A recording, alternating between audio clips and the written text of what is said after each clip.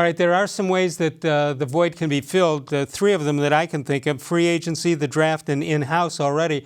So let's take a look at free agency, see who's out there. Blake-Martinez, 155 tackles, 3 sacks, 1 interception, 1 fumble for loss, 10 career sacks, and he's 6'2", 237 pounds, 4 NFL seasons, all with the Green Bay Packers.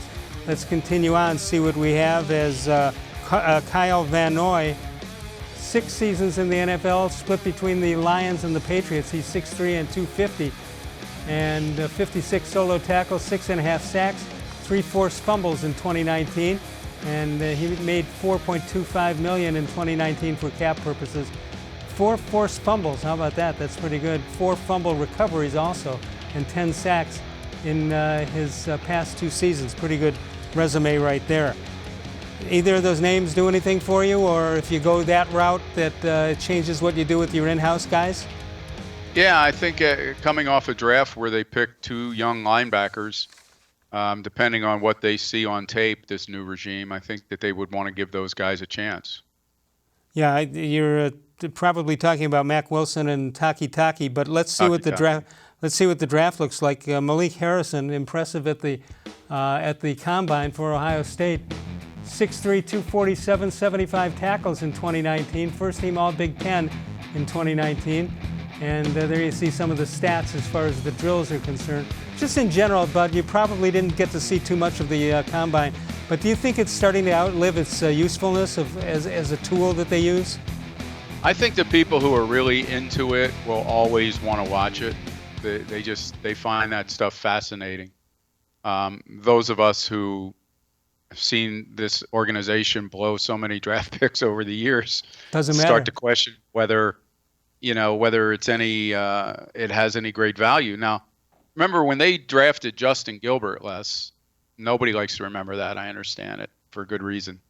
But they hadn't even talked to him, and had coaches talk to him. And that, to me, that's what the combine, the most important part of it is. Yeah, everybody you get to look at medicals, you get to test guys medically if you want to watch them go through drills because they have a medical concern. But you also get to sit and talk with them. And even though some of the questions that gets asked at the combine are crazy, and we hear that story every year, I think it's very important window to these guys and what kind of people they are. All right, so Malik Harrison might be somebody that can get out of the draft, but also staying in the Big Ten, you've got zack-baun and from Wisconsin, 6'2", 238, 75 tackles, and 19 tackles for loss in 2019.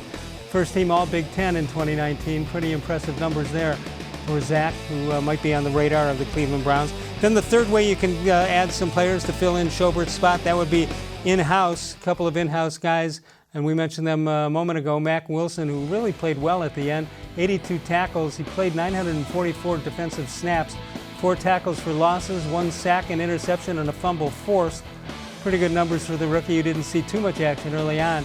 Then let's take a look at Taki, see what he did last year. Everybody liked him because of the name, apparently, but he could also play when he wasn't hurt. So you'll have to. He's certainly a name player. He is a name player, no question about that.